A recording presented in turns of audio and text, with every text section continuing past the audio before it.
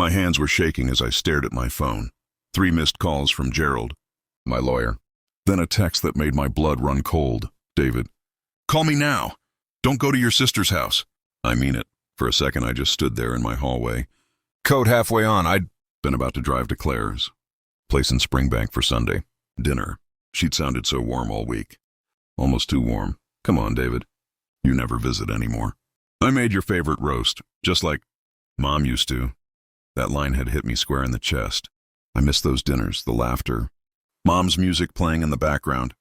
Claire stealing the last biscuit. Ever since Mom died 4 years ago, I'd been drifting. Claire was all I had left, or so I thought. But Gerald's message changed everything. I dropped my keys back onto the table and just stood there, staring at the framed photo of Claire and me as kids. Goofy smiles, matching sweaters, arms slung around each other. What could possibly make my own sister dangerous enough for my lawyer to send that text? I called Gerald. My voice cracked. What's going on? You're scaring me. David, he said tightly. Stay home. Lock your doors. I'm coming over right now. We need to talk face to face. I have documents you have to see. 20 minutes later, his car pulled up. He came in looking grim, a folder tucked under his arm. Papers spread across my dining table like evidence in a courtroom. 3 days ago, he said slowly, your sister Claire and her husband filed a petition with the Court of King's Bench. They're trying to have you declared mentally incompetent. If it succeeds, they'll become your legal guardians and take control of everything you own. The words didn't make sense at first. I actually laughed. A short, nervous bark. That's insane. I'm 67, not senile. I volunteer twice a week, handle my own portfolio, just renewed my license. Why would she? I stopped. The question felt poisonous on my tongue, because maybe I already knew the answer, and that realization terrified me more than anything Gerald could have said. Gerald slid the next folder toward me. I could tell by his expression that whatever was inside wasn't going to make sense at first. And then, once it did, it would break something in me. David, he said carefully, I need you to stay calm. Just read this. The papers were neatly clipped together. Official, stamped, cold, and right there on the top page was my own signature, except it wasn't mine. My hand went cold as I traced the name. David Fletcher, the same shaky loop on the D, the same short tail on the R, but the angle was wrong. It looked forced, like someone studied the way I wrote and tried to mimic it. What the hell is this? I muttered. Claire submitted this as part of her petition, Gerald said. According to her affidavit, you signed a declaration agreeing that she would manage your accounts and property while you focus on your health. She claims you've been having memory lapses, paranoia, confusion, that you've been leaving the stove on, forgetting names. I actually felt dizzy. That's not true. Gerald, you know me. He nodded. I do, which is why I came straight to you. But this document, he tapped it, his voice tightening. It's convincing. The handwriting, the notary stamp, all forged, but good. She or someone she knows has done this before. I sank into the chair. My mind was spinning backward, replaying the past few months. Claire showing up unannounced with takeout. Claire insisting. I let her help with my online banking. Her constant, subtle questions. Do you ever forget your passwords, Dave? You know, maybe I could keep a backup list just in case. At the time, I thought she was just being caring. Now, it all looked like careful groundwork. Gerald leaned forward. You need to understand, this isn't just about control of your accounts. If this goes through, she could sell your house, move your assets, make medical decisions on your behalf. You'd have no legal authority to stop her. I stared at the folder, my heart pounding in my ears. That house, the one Mom and I bought together after Dad passed. Every room held a memory. Every wall echoed laughter, family dinners, birthdays. Was it all just inventory to Claire now? Why would she do this? I whispered, more to myself than to him. Gerald exhaled slowly. Money, maybe inheritance, maybe resentment. You're the executor of your mother's estate, right? I nodded numbly. Then this makes sense, he said grimly. If you're declared incompetent, she takes over everything, including whatever's left from your mother's will.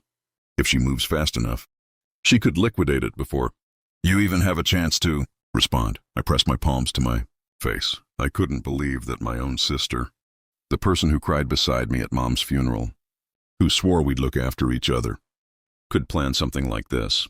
But the evidence was sitting right there between us, stamped and signed in black ink.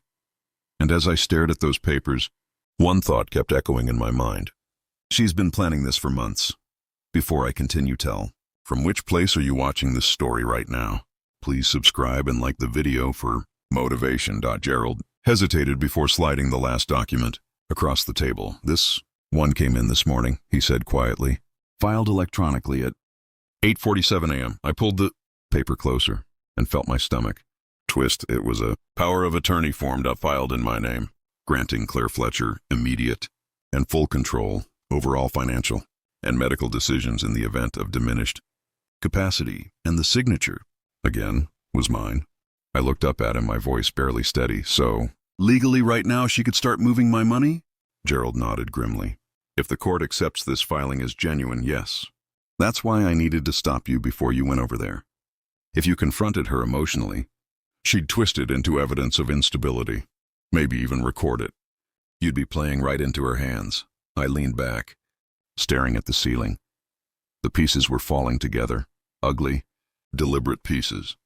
Over the last 6 months, Claire had been sowing little seeds, emails asking if I'd remembered, to pay bills I'd already cleared, phone calls reminding me of appointments I never forgot, comments to neighbors about how David's been so forgetful lately. At the time, I brushed it off as her being overprotective, but now I realized she'd been building a narrative, a version of me that didn't exist. I looked at Gerald. Can't we just tell the court it's all fake? Show them I'm fine? He sighed. We will, but you need to understand, this isn't just paperwork, David, it's perception. If Claire's been quietly talking to people, your neighbors, your doctor, your bank, she's creating a record, a pattern. If the judge believes even half of it, it's enough to trigger a competency hearing. I felt my chest tighten. She's trying to erase me while I'm still alive. Gerald's eyes softened, but his tone stayed firm. Then you fight back smart. Not with emotion, with proof. We start gathering evidence tonight. Your recent medical reports, banking history, correspondence, and I'll have a handwriting expert look at these signatures first thing in the morning. I nodded slowly, gripping the edge of the table like it was the only solid thing in the room. But even as Gerald talked, my mind kept wandering back to one thing. Claire's voice on the phone 2 days ago. You sound tired. Dave, you've been alone too long. Maybe it's time you let someone else handle things for a while. At the time, it sounded like concern. Now, it felt like a threat. Gerald stood to leave, gathering the documents. Don't go to her, he said firmly. Don't call her, don't text her. She's waiting for you to slip. I walked him to the door, still in a fog. As he left, he turned back once more. You've got a target on your back now. David, whatever she's planning next, she's already in motion. The house felt impossibly quiet after he left.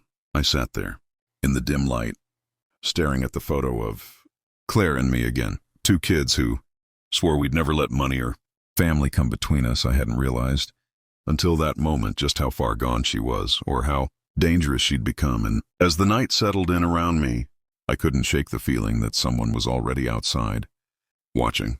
I barely slept that night. Every sound outside made me jump. The wind rattling the window, a car passing down the street, the quiet creak of the old house settling.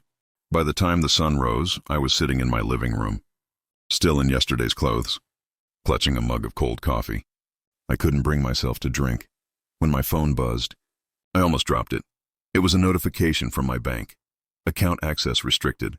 Please contact branch manager. I blinked, reread it twice, and then felt that sickening rush of panic. Opened my banking app and froze. All of my personal savings were locked. A red banner at the top read, pending legal review, power of attorney in effect. No. I called Gerald immediately. He picked up on the second ring. Gerald, she's done something. My accounts, he didn't even sound surprised. She moved fast. I was afraid of this. Afraid of what? She must have taken the forged power of attorney to your bank. Once they see a notarized document and a court petition pending, they have to freeze the assets until the hearing. It's protocol. I sank back on the couch, gripping the phone. She's cutting me off before I can even fight back. Gerald's voice stayed calm but firm. Listen to me. This is where she'll push you. She wants you desperate, angry. If you lash out, she wins. I was about to reply when I noticed something strange, an envelope. Slid halfway under my front door. My pulse quickened. I set the phone down and picked it up. No postage. No name. Just my address scrawled across the front in blue pen. Inside was a single sheet of paper, one sentence, written in a careful looping hand.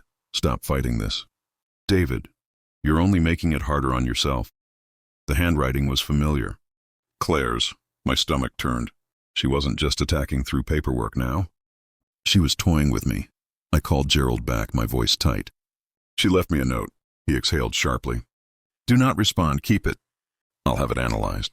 This means she's watching you. Maybe even has someone keeping tabs on the house. I turned toward the window. My throat dry. The street outside looked ordinary. Joggers, a delivery van, a mother pushing a stroller. But for the first time in my life, it didn't feel like home anymore. Gerald continued. I'll file an emergency injunction today to contest the power of attorney. But you need to lay low. Don't leave the house. Don't meet anyone. Not even family friends. She's going to twist every move you make. I nodded numbly, even though he couldn't see me. After the call, I locked every door, every window. Then I sat there, staring at that note on the table. Claire's perfect handwriting. The same loops she used to write happy birthday in every card. Mom made her sign as a kid.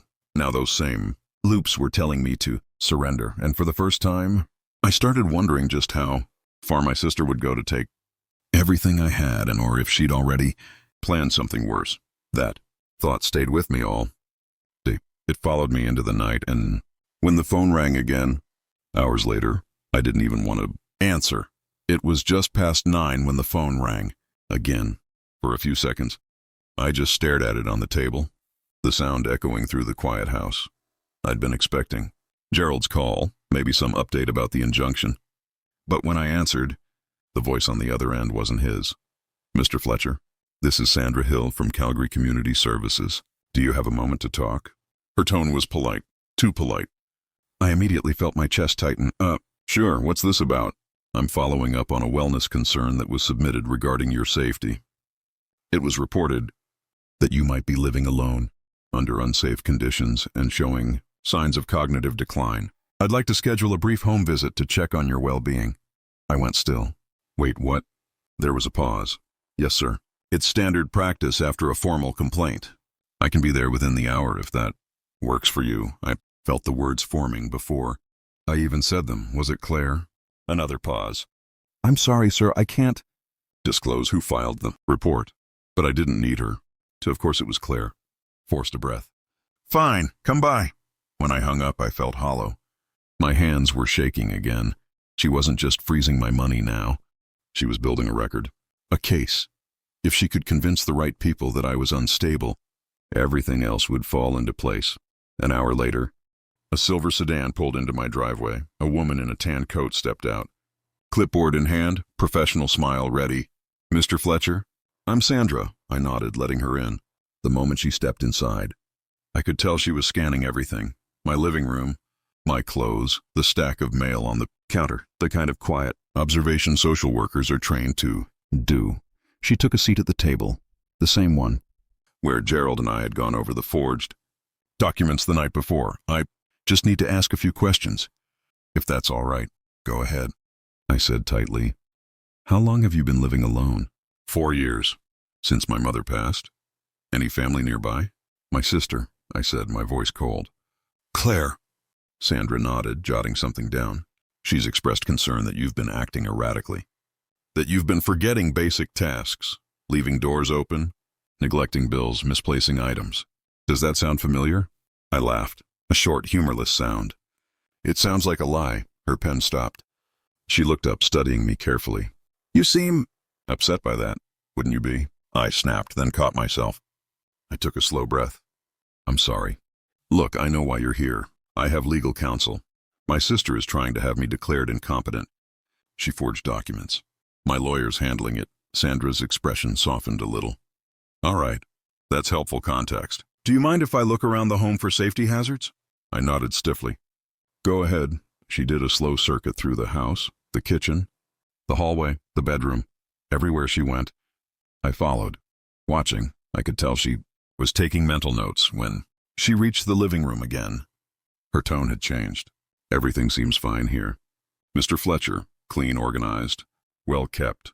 Because I'm not losing my mind, I muttered. She smiled faintly. I understand. I'll file a report confirming that there's no cause for concern. But may I ask one last question? I looked up. Sure. Do you and your sister have any unresolved conflicts? Financial matters? Property disputes? That question lingered in the air like smoke. I gave a dry laugh. Yeah, you could say that. She studied me a second longer, then nodded. All right, I'll close this file myself. And Mr. Fletcher? Yes? Make sure your lawyer keeps copies of everything you receive from her. People don't go this far unless they've convinced themselves they're right. When she left, I locked the door and leaned against it, my heart pounding. The visit had gone well. I'd kept my composure, stayed clear, rational, but it still felt like I'd been invaded. My sister had found a way to weaponize the system against me. A few minutes later, my phone buzzed again, this time a text from an unknown number. You didn't have to make this ugly, David. No name. But I didn't need one. The message burned on the screen like a confession. That's when I realized something. This wasn't just about money anymore. Claire wanted to break me. Before the court date, and for the first time, I started thinking not just about how to defend myself, but how to fight back. The next morning, my phone rang again. This time, Gerald. His voice came through sharp, alert, like he'd been awake all night. David, I've got something, and you're not going to like it. I sat up in bed, the sheets tangled around me. What now? You remember how Claire and her husband Derek have been living comfortably? The new SUV, the renovation on their house in Springbank? Yeah, I muttered. She said it was from her bonus last year. Right, Gerald said grimly. Except there was no bonus. Derek took out a loan 3 months ago, a private one, not through a bank. And here's the catch. He used your property deed as collateral. Went completely still. What are you talking about? How could he? They used a falsified authorization form. Your signature, your name, everything. Whoever did it had access to your personal documents. My stomach twisted. Claire, Gerald's. Silence confirmed it. I'm sending you copies of the loan documents now, he said. And there's more. The lender's been trying to contact you, not them. That's why I got the documents in the first place. They mailed them to your address. Within seconds, my phone buzzed with an email notification. PDFs attached. I opened the first one and froze. There it was. My signature. Near perfect. My initials in the corners. The same writing I'd seen on hundreds of forms before. Only this one wasn't mine. A tremor ran through me. Part rage, part disbelief. She'd taken it too far. This wasn't just manipulation. This was fraud. I heard my own voice trembling through the phone. She's going to ruin me. Gerald, no, he said. Not if we move fast. I've already spoken to a forensic document examiner. They can authenticate the forgery within 48 hours. Once we have that, we can go to court with counter petitions. But David? His tone dropped lower. You need to play dumb until then.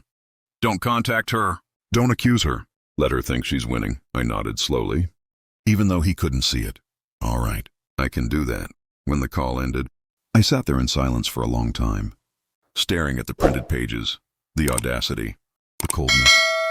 I'd lost count of how many times I'd bailed her out, how many times I'd helped her when she was broke, heartbroken, or hopeless.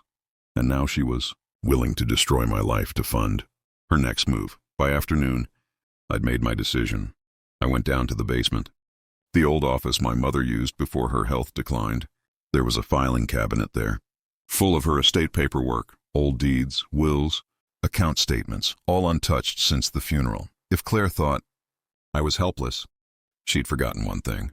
Mom left everything through me, started digging through folders, scanning for signatures, comparing them to the forged ones on the loan file. And that's when I saw something else, something Gerald hadn't mentioned, a joint tenancy amendment dated 5 months ago, transferring partial ownership of Mom's lake property to Claire Bennett. The signature? Mine again, except it wasn't. She'd already started moving pieces, months before she filed the guardianship petition. This had been planned, calculated, every Sunday dinner, every soft apology, every "I just miss you, David." It had all been an act to keep me from seeing it. I felt something shift inside me. Not anger, not even sadness. It was clarity. I knew exactly what I had to do. That evening, I called Gerald back. "Let's stop playing defense," I said. "I want her to think I'm losing it. I want her comfortable, confident. And when she files her next move—" I paused, staring out the window into the dark. "We'll be waiting." There was silence on the line for a moment. Then Gerald exhaled. "You're serious. Dead serious. All right," he said slowly. "Then let's make her walk into her own trap." When I hung up, I finally allowed myself to smile. Small, bitter, but real. My sister wanted to take everything from me. But by the time this was over, she'd realize she never really knew who she was dealing with. The morning of the hearing, Calgary's skyline was swallowed in gray. It felt like the city itself was holding its breath. I arrived at the courthouse early, a folder clutched under my arm. Gerald met me at the entrance, crisp suit, steady gaze, calm in the storm. "You ready?" he asked. I nodded. More than ever, inside, Claire and Derek were already seated with their lawyer, polished, confident, rehearsed. Claire turned as I entered, flashing a smile that didn't touch her eyes. "David," she said softly, "you look tired."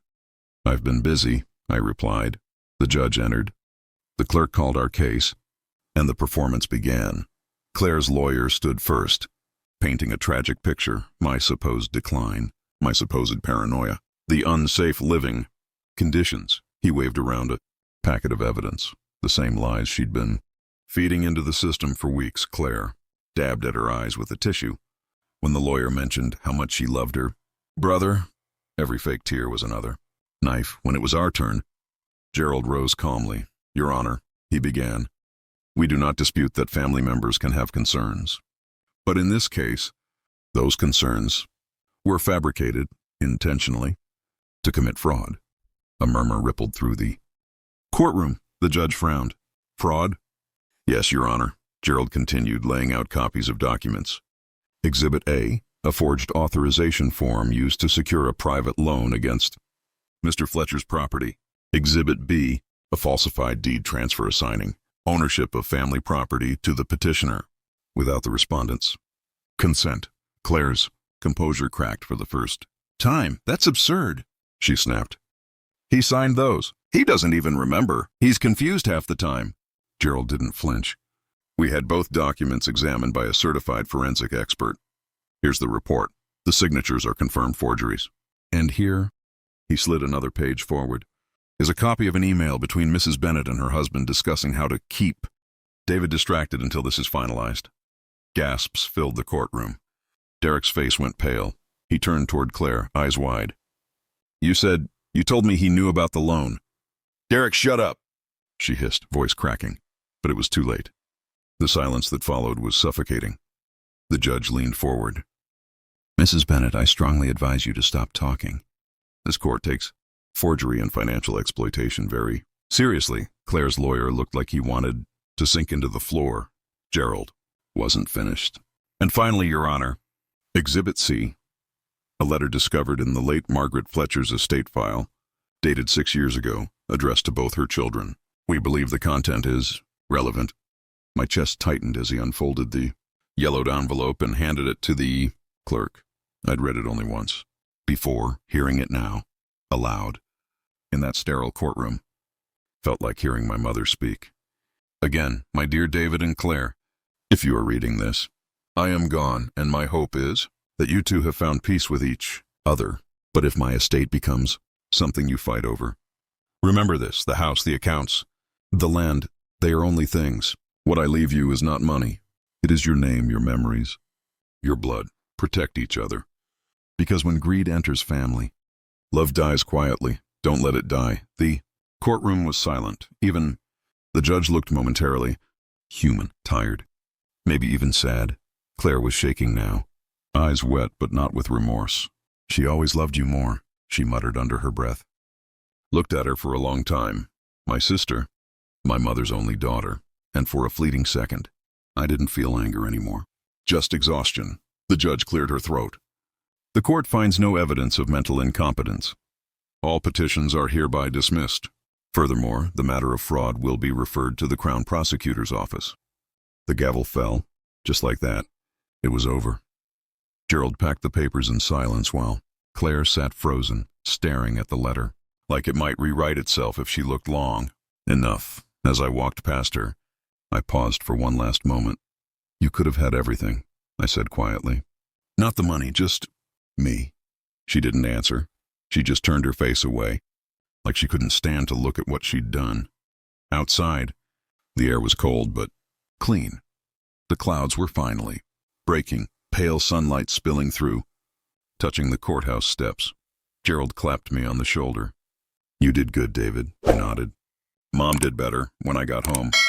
I placed her letter on the mantel, next to her old photograph, the one where she stood between us, smiling, her hands on our shoulders, and for the first time in years, the house didn't feel so empty.